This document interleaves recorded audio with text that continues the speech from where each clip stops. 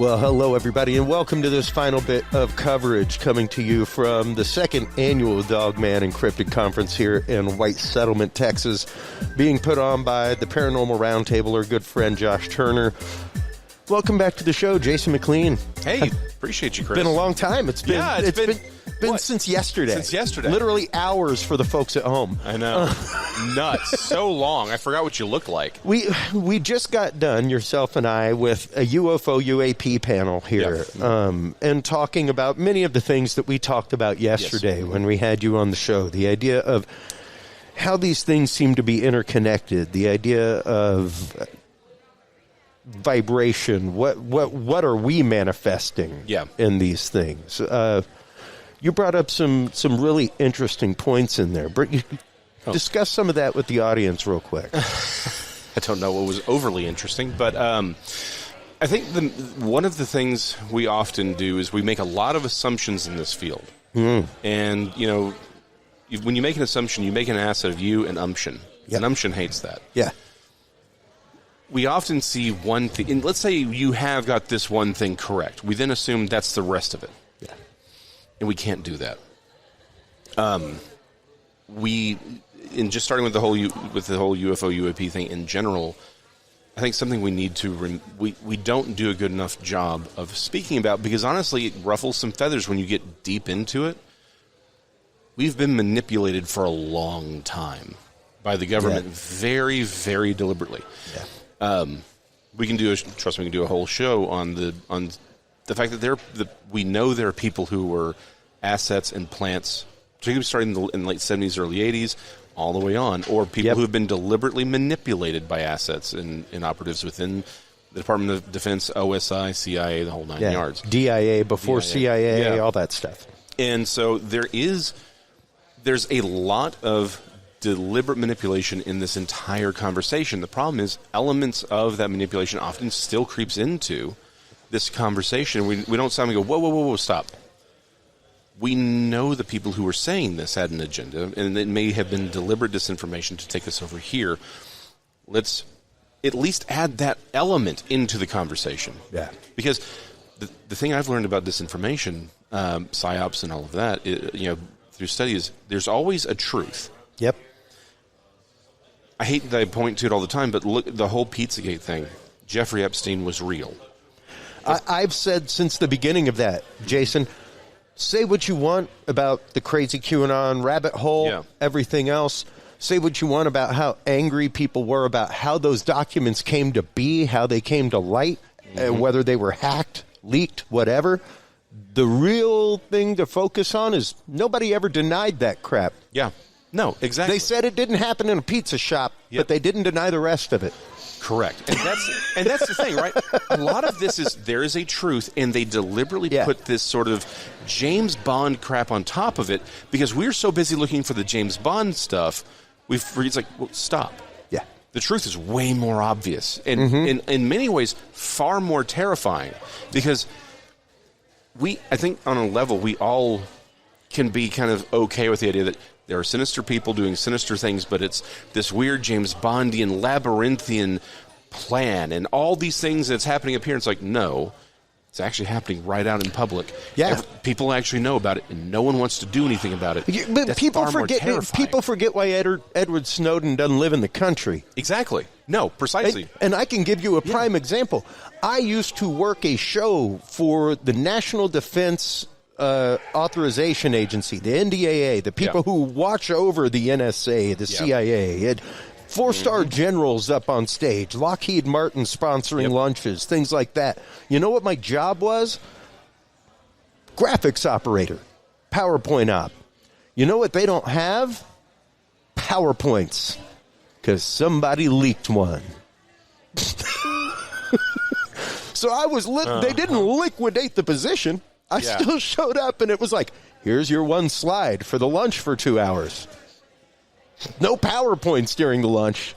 That's hilarious. But you'd hear four-star generals talking about, we have been trying to mass swath this data on an incoming basis in real time for decades. Yeah. And it's amazing what we can do now. Yes. No. And I mean, with CNN hooked up in the back, Jack. Oh. Like, we got a live feed going to Bloomberg today, everybody. Yeah, 100%. It is not hidden. It's not hidden. Secret Space Force. No, dude. It's like, it's been the Space Force since we had Cheyenne Mountain, Jack. Well, it's Rockefeller. I think was it John Rockefeller? He in his book he said deliberately, we want to think Times, Newsweek. They just said it in the panel that happened with Grush. Yeah, that we have been working with the media. Yes, hand in hand to get this information out. Yeah, literally. Operation Mockingbird never ended. Yep. And that's and I think the problem is we assume, that would happen with UFOs, no UAPs. Again, that wasn't a coincidence. Why did they go from flying object to phenomena? Because they are trying to make us think in a very different way about what's happening here. But it's not just the UAPs or UFOs. The problem is that even it streams into everything that we do. Our assumptions about reality. Again, we're manipulated to think, well, look at how smart we are. We have cell phones, cars. The one thing I have warned about so many times is the same thing that my abnormal psychology professor right down at the road at UD, right here, or right down the road in Irving, used to tell me all the time whenever we would go and observe the gorillas. Yep. Stop anthropomorphizing, Chris. Yeah. They're gorillas. They aren't human. You don't know why it picked up the stick. Yeah. No, 100%. Right down, it picked up a stick. Yes, exactly. Leave that for an animal behaviorist, whatever, but that's not what you are. Yeah.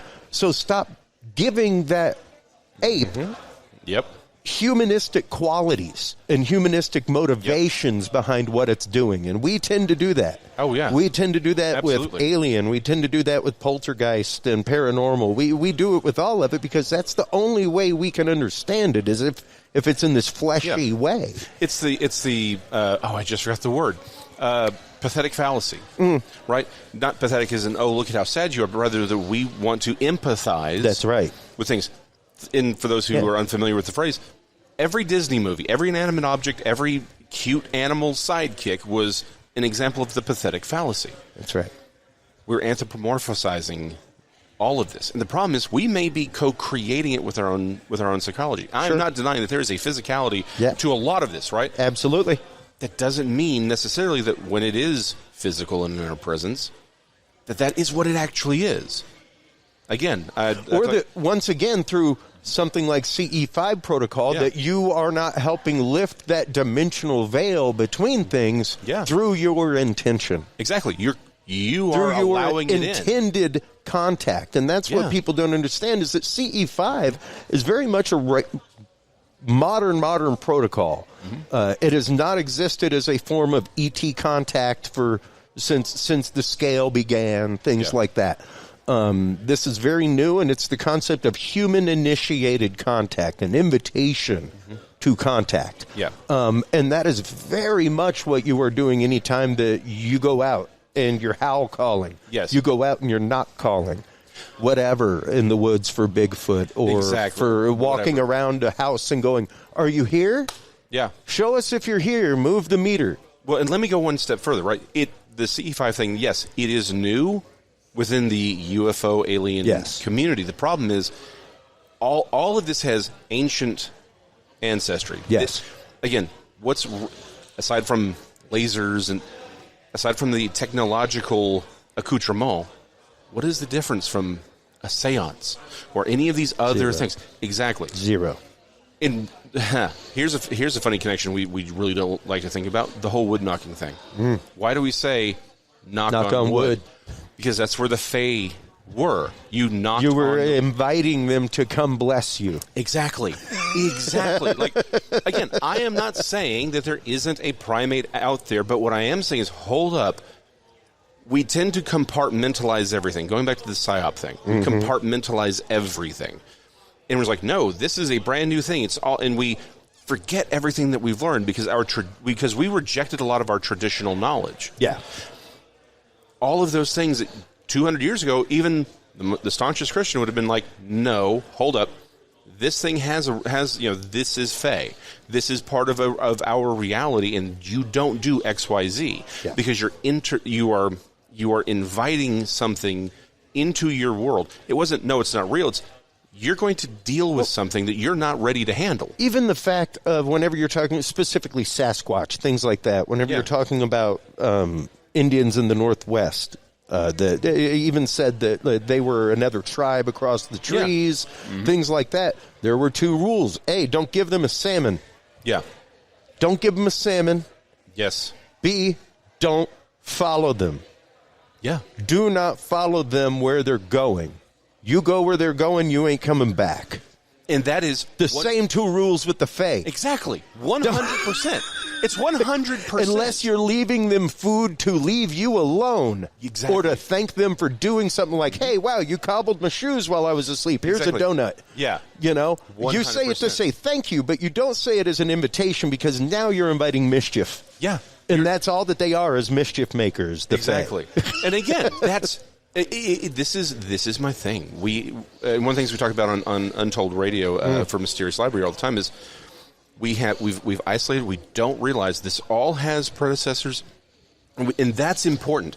The procession of thought is really important, because if you have 2 cultures on 2 sides of the planet, Joshua Cutchin talked about this in his work. I can't advertise it enough. He's done a lot of different books where the trackways end, and particularly Ecology of Souls is brilliant. But one of the things he points out is, again, it was a specific tribe in Alaska. Their Sasquatch mythology has this very specific point of them not eating the food that hands you. Don't eat that food. Yep. And when the Sasquatch is gone, it turns back into bark. Well, that is 100% Fae lore. If you are in the fairy world, you do not eat anything, because as soon as you do, you stay there. That was the thing, if you eat that salmon, you stay there. You stay there. And the thing is, once you're done with the fairies, what happens? The gold you were given turns into leaves or fairy dust. Mm-hmm. The entire concept of fairy dust is they would give you something, you'd be like, oh, cool, I'm now rich, I'm going to go do something. And then once the experience is over, poof. It turns into dust. Yeah. You know? It's what's the line? Ashes to ashes, dust to dust. It's a woozle, it's a wuzzle, it's fairy dust, right? But look at how often that happens in this field, right? That's one of those things we were thinking about even recently. It's like all these giant skeletons, they're seen where? In the earth, in these deep caves where the Fae are. They run across these big, massive chambers and these skeletons, but they're never seen again. The chambers are never found again. I had this body of a Bigfoot or whatever, and then someone shows up and takes it away. Or no different than the gold at the end of the rainbow that disappears when the rainbow's gone. Exactly. It's the same thing, but we assume that because we're smarter, we have televisions and TVs and satellite phones, and we can watch Snooki twerk, that somehow we're smarter, better. I know you do. We all do. But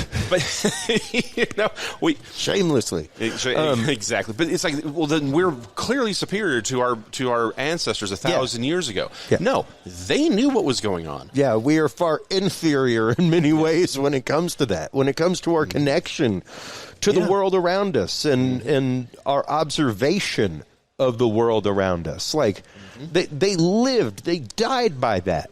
Yeah, they lived 100%. And died by it. And what's really interesting is when you look at how diverse a lot of these characters look, at no point did they question whether they were Fae or whatever, right? When you look into the lore, they're often described very, very differently. Yeah. Why? Why did they not see, well, hold on, why does this look like this and this one looks like this? That was never a question, because like, you don't know what they really look like. These are entities that are shapeshifters. Yeah. Why would you ever assume you've ever actually seen what they look like? Yeah. And there was always the connection with death. With the spiritual world, where we go once this corporeal form is no more. These creatures they come from that side of reality, where our true essence really resides. That's where they're coming from. And why are we assuming that stopped just because we see UFOs? Yeah. It's, this is one of those things where we want to make things physical. We want to make things tangible. We're like, no, it's got to be something that is akin to my cell phone here, right? Yeah. No, it's something from the higher reality where these spirits are. Yeah. And they are spiritual beings. We are making a lot of assumptions, I think has hurt a lot of people. Absolutely. And I think it endangers us and also makes us maybe a little bit easier to manipulate for those who have ill intent. Sure. The haughty are often easily manipulate. Yes. Because as long as you compliment them and keep them in that state, they'll do almost anything. It's pretty wild.